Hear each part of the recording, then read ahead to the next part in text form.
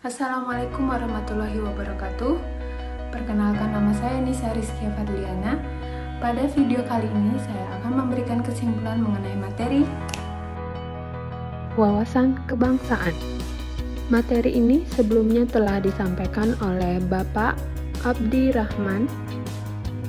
Baiklah, apakah itu wawasan kebangsaan? Wawasan kebangsaan dapat didefinisikan sebagai cara pandang atau sudut pandang seseorang terhadap keberadaan jati dirinya sebagai suatu bangsa. Mengapa kita perlu menguatkan wawasan kebangsaan kita? Seperti pepatah, tak kenal maka tak sayang. Kita semua mengetahui Indonesia merupakan negara kepulauan dengan beragam suku bangsa. Hal ini patut kita syukuri karena itu adalah jati diri yang dimiliki Indonesia.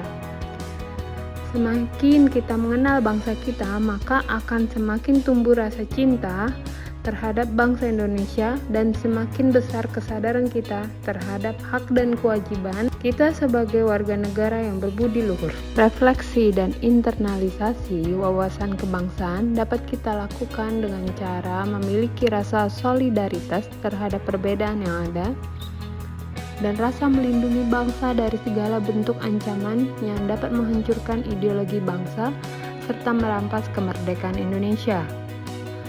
Tindakan yang dapat kita lakukan untuk mengembangkan wawasan kebangsaan yang kita miliki ialah sadar antara hak dan kewajiban kita sebagai warga negara, kemudian sadar bahwa negara bangsa Indonesia bersifat pluralistik yang artinya terdiri dari ras atau suku, kemudian adat budaya dan agama yang berbeda-beda.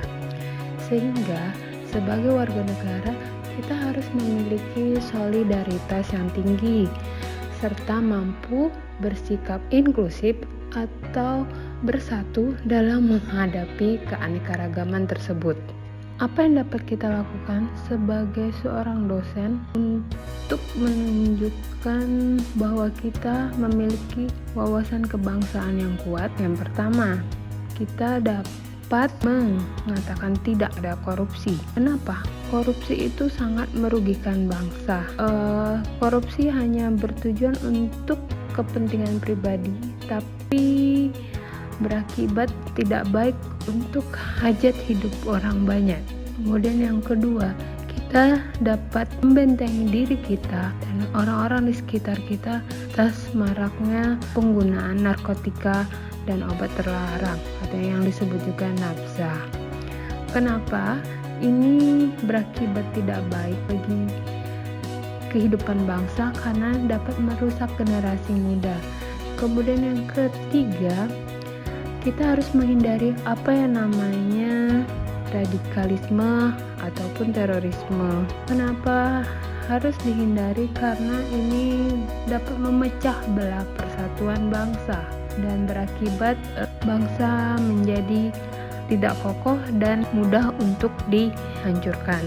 Kemudian yang keempat, kita harus membentengi diri pula dari yang namanya hate speech dan hoax. Kenapa ini dianggap berbahaya? Ini juga mengakibatkan perpecahan pada bangsa. Mari kita semua bersama-sama menjaga keutuhan bangsa Indonesia agar menjadi bangsa yang kuat, kokoh, dan dihormati di dunia. Sekian kesimpulan saya mengenai materi wawasan kebangsaan. Sampai jumpa lagi di kesimpulan materi yang lainnya. Wassalamualaikum warahmatullahi wabarakatuh.